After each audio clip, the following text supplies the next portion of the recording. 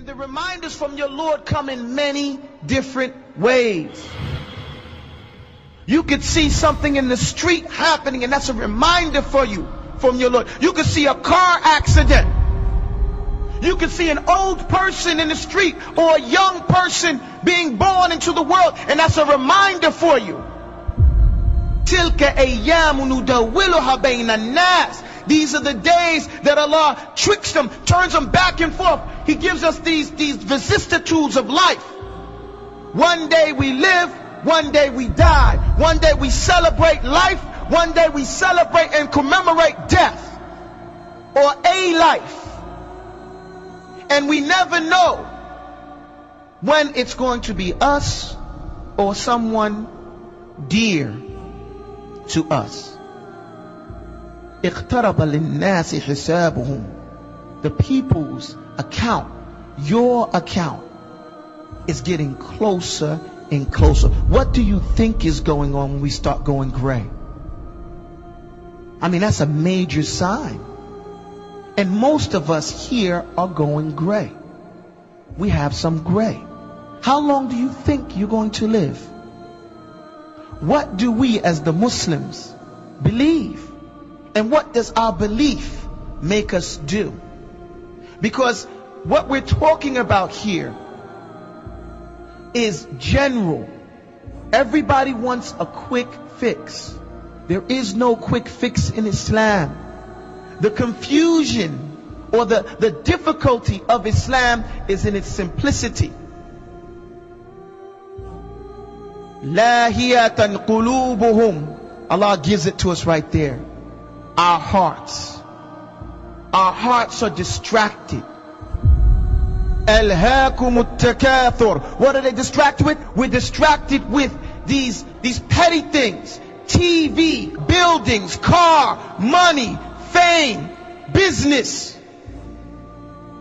Lahiyatan qulubuhum. Their hearts are filled with these things. And so this is why we're not paying attention to the details of life. This is why we'd rather clean our throat and get mad at our wives if our clothes for Juma are not ready, but not do any self-reflection to make sure our hearts are ready. Are we ready? Are we spiritually ready to make the changes, the internal changes that each and every individual has to make in order to establish Islam first and foremost in their own selves? Then it transcends to those around you. And if we would focus first and foremost on our own hearts, the filth that they pick up just by walking in the street.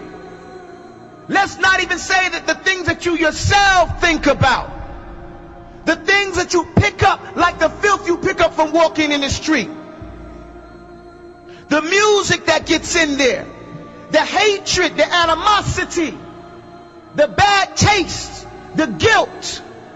And the Muslim shouldn't be guilty because we have tawbah.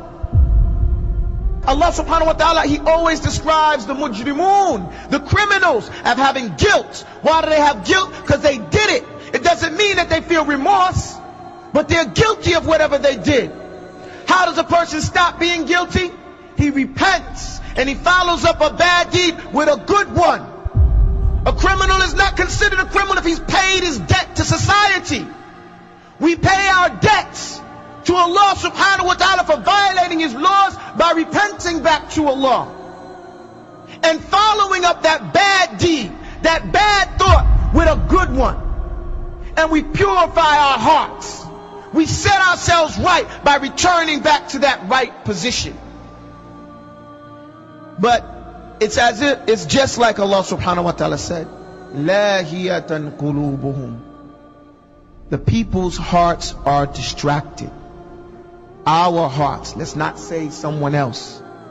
Our hearts are distracted.